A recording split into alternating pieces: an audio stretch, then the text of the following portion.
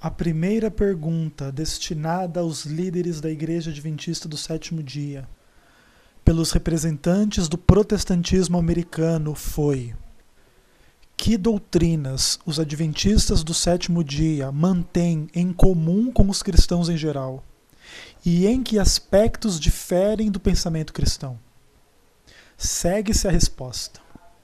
De um modo geral, os cristãos se dividem em várias escolas de pensamento, praticamente em todas as doutrinas e revelações da Bíblia.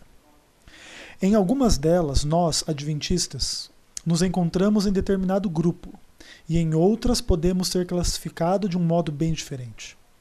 Mantemos doutrinas em comum com alguns grupos religiosos. Com outros, porém, encontramos pouca afinidade no terreno doutrinário. Não aceitamos certas doutrinas sustentadas por alguns cristãos porque julgamos não estarem baseadas numa correta compreensão da palavra de Deus.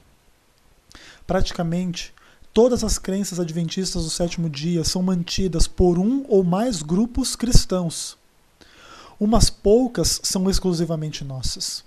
Em relação às crenças de outros cristãos, as nossas podem ser classificadas da seguinte maneira. Primeiro ponto.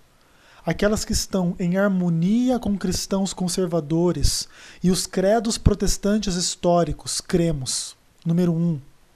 Que Deus é soberano, criador, mantenedor, governador do universo, sendo eterno, onipotente, onisciente e onipresente. Segundo, que a divindade, a trindade, compreende Deus o Pai, Cristo o Filho e o Espírito Santo. Terceiro ponto, que as Escrituras constituem a revelação inspirada de Deus aos homens e que a Bíblia é a única regra de fé e prática.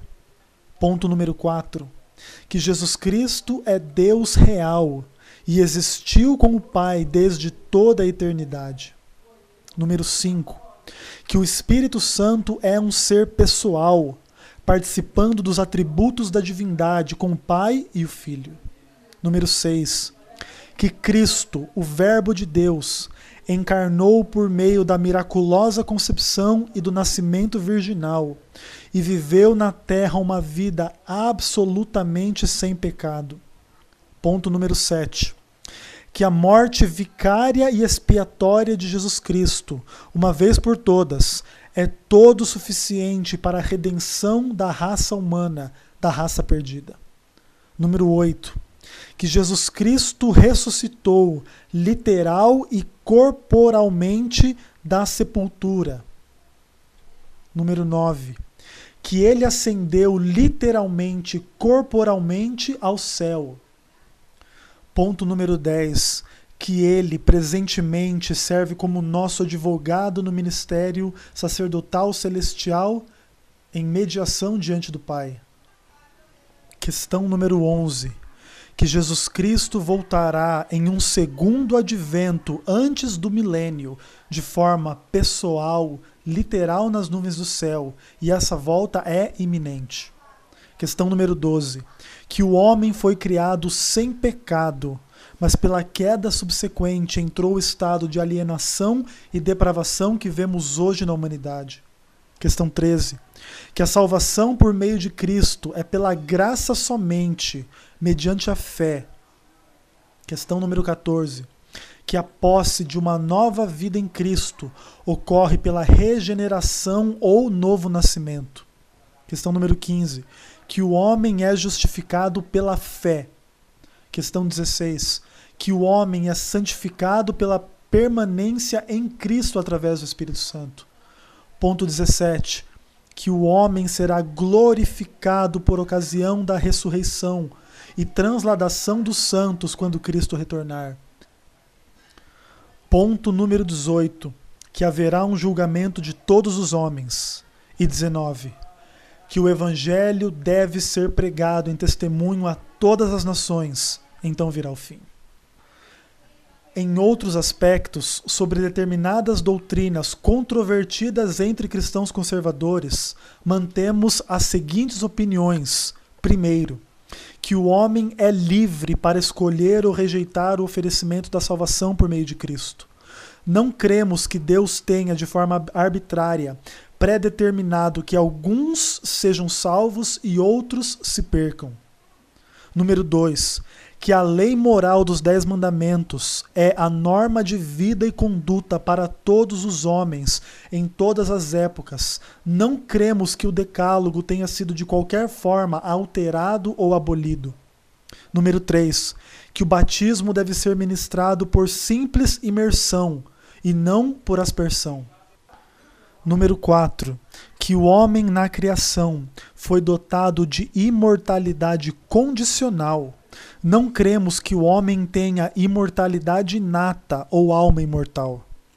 Ponto número 5, que os ímpios serão punidos com sofrimento e completa destruição no lago de fogo.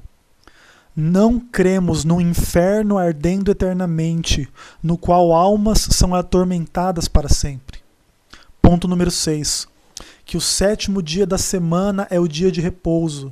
Não cremos que este dia de repouso tenha sido abolido, mudado para o domingo, ou seja, apenas uma 7ª parte de um tempo à escolha do bel prazer das pessoas. Ponto número 7, que o princípio do dízimo é o plano de Deus para sustentar sua igreja. Não cremos que o dízimo era apenas para os judeus. Número 8, que Deus criou o mundo em 6 dias literais. Não cremos que a criação se tenha realizado por longos eons ou eras, ou mesmo processos evolutivos. Ponto número 9, que o ponto de vista correto da interpretação profética é mais bem apresentado pelo que é conhecido como escola histórica ou historicista. Não aceitamos os sistemas seguidos pelo preterismo ou futurismo.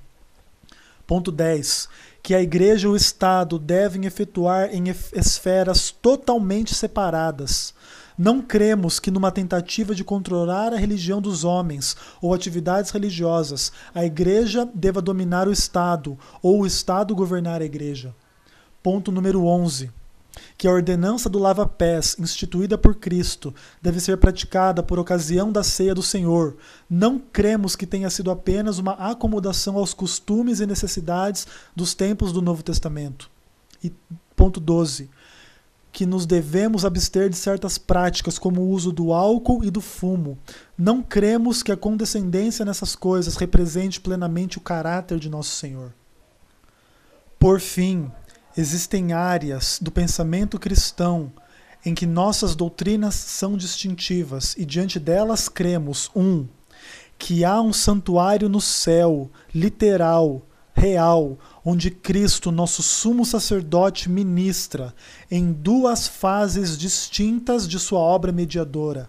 Ponto 2, que deve haver um juízo investigativo no qual o destino de todos os homens deve ser decidido antes de Cristo vir nas nuvens do céu.